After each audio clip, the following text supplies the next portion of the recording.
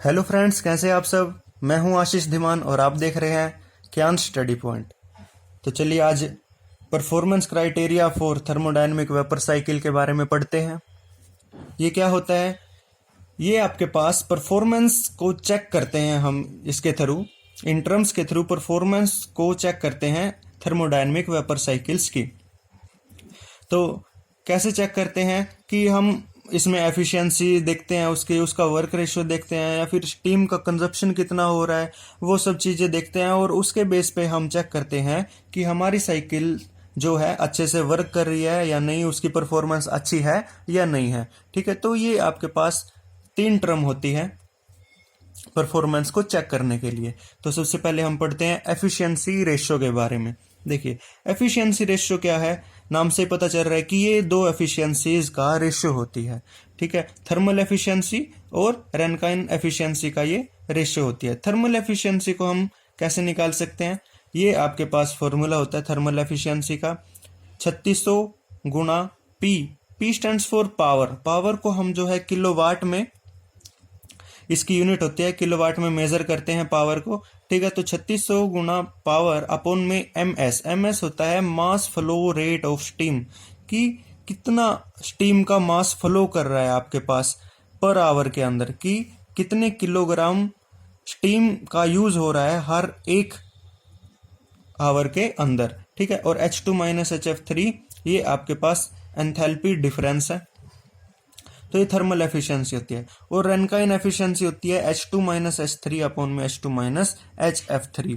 ठीक है, ये F का मतलब आपके पास क्या है इसमें? फ्लूइड। ठीक है, मतलब ये वाटर की एंथैल्पी आपके पास। ये रैनकाइन एफिशिएंसी मैं लास्ट लेक्चर में करवा चुका हूँ और वहां से आप इसको देख सकते हैं। मैं लिंक डिस्क्रिप्शन में दे दूंगा रैनकाइन एफिशिएंसी पे, जो लेक्चर था मेरा। तो ये एफिशिएंसी रेशियो है। ठीक है जी, फर्स्ट आपके पास टर्म तो ये हो गई परफॉर्मेंस को चेक करने के लिए। सेकंड टर्म आपके पास होती है वर्क रेशियो। वर्क रेशियो क्या होता है? ये भी वर्क का रेशियो होता है नेटवर्क आउटपुट अपॉन में ग्रोस आउटपुट। देखिए, नेटवर्क आउटपुट क्या होता है? वर्क डन किया जाता है जो टरबाइन के द्वारा। ठीक है, work done by the turbine minus में work done by the compressor. ठीक है जी, नेटवर्क आउटपुट किसके इक्वल होता है?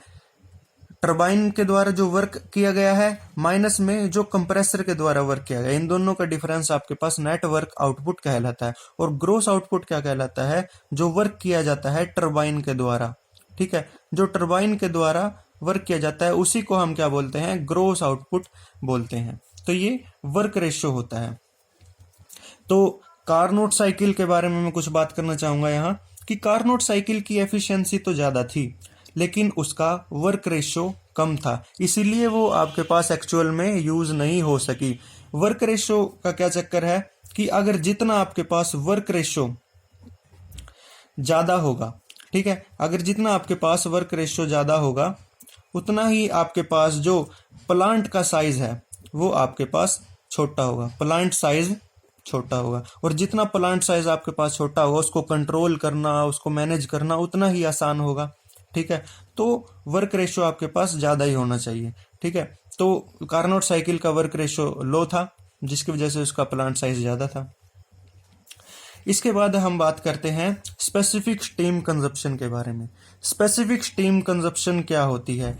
कि ये आपके पास एक तरह से स्टीम का मास होता है, कि एक यूनिट पावर को डेवलप करने के लिए जितनी स्टीम का हम यूज करते हैं, जितनी मिनिमम स्टीम हमें यूज करते हैं, वो आपके पास स्पेसिफिक स्टीम कंजप्शन कहलाती है।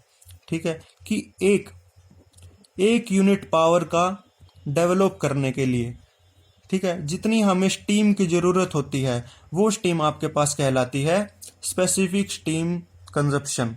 ठीक है, तो स्पेसिफिक स्टीम कंजप्शन को हम कैसे लिख सकते हैं?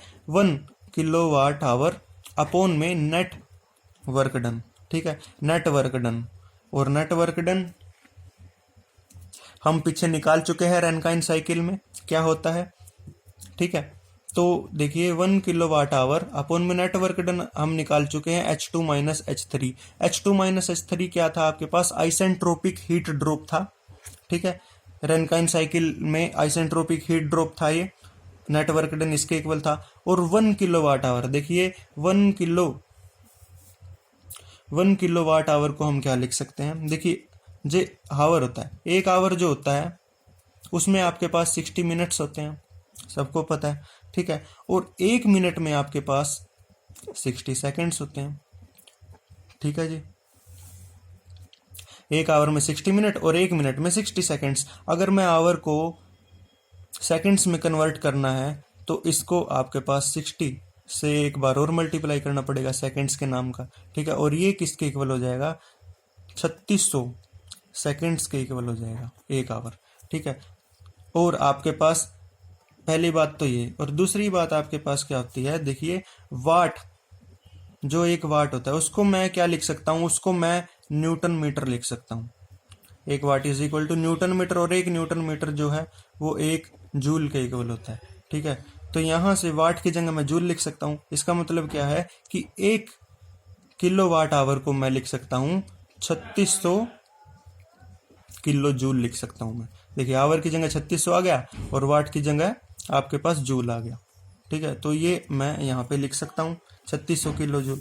तो मैं यहाँ पे लिख दूंगा 3600 अपॉन में H2 माइनस H3। और ये एक तरह से आपके पास मास है स्टीम का, तो इसकी यूनिट होगी किलोग्राम पर किलोवाट आवर, ठीक है। इसकी यूनिट ये होगी कि किलोग्राम की इतनी तो आपके पास मास यूज हो रहा है स्टीम का, और पर आवर कि हर एक आवर के अंदर इतना मास यूज हो रहा है और इतनी पावर के साथ, ठीक है। तो इसकी यूनिट ये हो जाएगी। ये आपके पास है स्पेसिफिक स्टीम कंजप्शन, ठीक है जी। तो ये तीनों क्राइटेरिया बहुत ही ज्यादा इंपॉर्टेंट है परफॉर्मेंस को चेक करने के लिए थर्मोडायनेमिक वेपर साइकिल की, ठीक है, आप देख सकते हैं। तो थैंक यू ये वीडियो देखने के लिए। नेक्स्ट वीडियो में जल्दी ही मिलेंगे। थैंक यू, तब तक सब्सक्राइब और लाइक कर लीजिए। Thank you.